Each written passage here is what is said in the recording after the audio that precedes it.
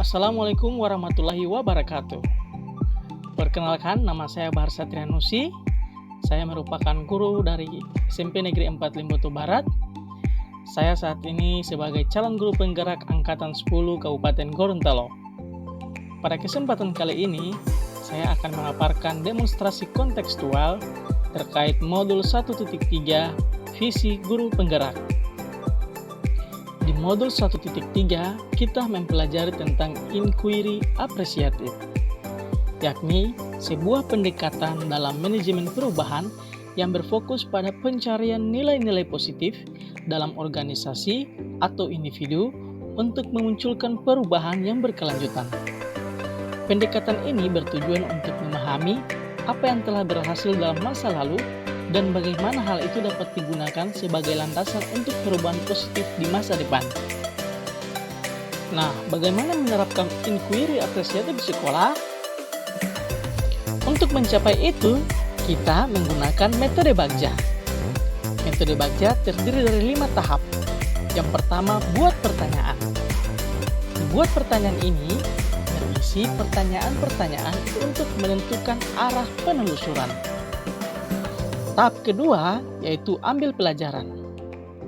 Kita cari pengalaman-pengalaman positif dari individu atau kelompok yang dapat dijadikan sebagai pembelajaran. Tahap ketiga, yakni gali mimpi. Di gali mimpi, ada harapan atau capaian bila prakarsa perubahan ini telah terwujud. Tahap keempat, jabarkan rencana, di mana terdiri dari langkah-langkah atau tindakan yang akan dilakukan. Kelima, atur eksekusi. Di sini berisi tentang tindak lanjut dan rencana menjadi kegiatan nyata. Nah, sekarang kita masuk pada visi guru penggerak. Pada kesempatan ini, saya sebagai calon guru penggerak memiliki impian atau visi untuk murid-murid saya, yakni terwujudnya murid yang memiliki nilai profil pelajar Pancasila, cerdas, unggul, dan berbudaya lingkungan. Dengan visi tersebut, saya menghadirkan sebuah prakarsa perubahan. Prakarsa perubahan saya yakni meningkatkan motivasi belajar murid dan kreativitas pada materi musik tradisional. Mengapa saya mengambil prakarsa ini? Karena berakar dari visi saya, yakni murid yang cerdas dan unggul. Bagaimana menciptakan tersebut? Maka hal yang utama yang kita harus laksanakan adalah pada proses pembelajaran. Mengapa saya mengambil musik tradisional? Karena berdasarkan hasil asesmen, banyak murid saya yang motivasi belajarnya terkait musik tradisional masih kurang. Mereka tidak suka dengan musik tradisional, sehingga berdampak pada kreativitas. Makanya saya mengambil prakarsa perubahan tersebut, yakni meningkatkan motivasi belajar murid dan kreativitas pada materi musik tradisional.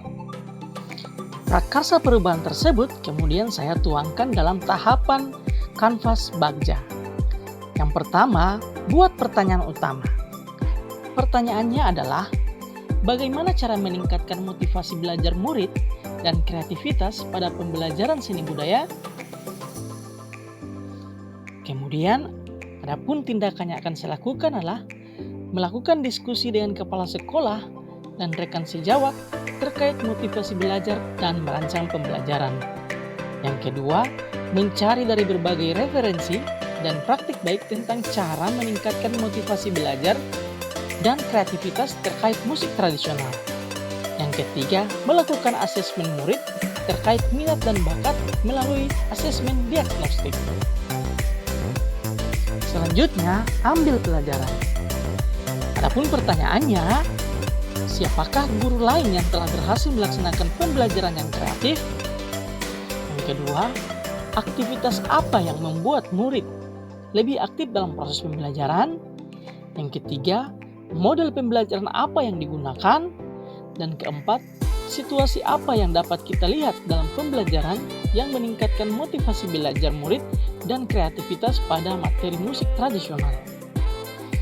Adapun tindakannya, yang pertama, saya mencari contoh-contoh model pembelajaran yang membuat pembelajaran yang dapat meningkatkan kreativitas murid.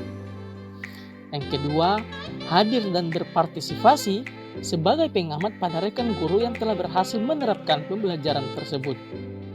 Yang ketiga, melakukan diskusi dengannya setelah melaksanakan pembelajarannya. Berikutnya, gali mimpi. Adapun pertanyaannya, apakah model pembelajaran yang saya rancang, yakni model pembelajaran Makuta, dapat meningkatkan motivasi belajar murid dan kreativitas pada materi musik tradisional? Yang kedua, apa kebiasaan baru jika berhasil menerapkan pembelajaran yang meningkatkan motivasi belajar dan kreativitas? Adapun tindakan yang akan saya lakukan, yang pertama, membuat lembar observasi kelas yang mengukur ketercapaian pembelajaran dengan model Makuta. Yang kedua, selalu menjalankan proses pembelajaran yang berpihak pada murid. Yang ketiga, berbagi praktik baik kepada rekan sejawat lainnya. Keempat, menerapkan hal-hal positif yang diperoleh selama proses pembelajaran. Tahap selanjutnya yakni masuk pada jabarkan rencana. Adapun pertanyaannya, apa langkah yang paling sederhana atau langkah pertama yang bisa dilakukan untuk mengembangkan pembelajaran yang meningkatkan motivasi belajar dan kreativitas pada murid? Yang kedua, apa langkah terobosan yang bisa dilakukan untuk menguatkan aktivitas murid pada proses pembelajaran?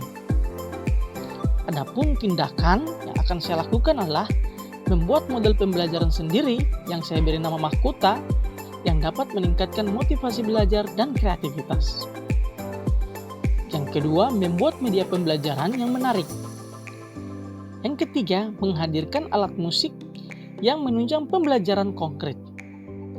Yang keempat, membuat lembar kerja peserta didik yang menuntun murid dan mengaktifkan murid dalam proses pembelajaran.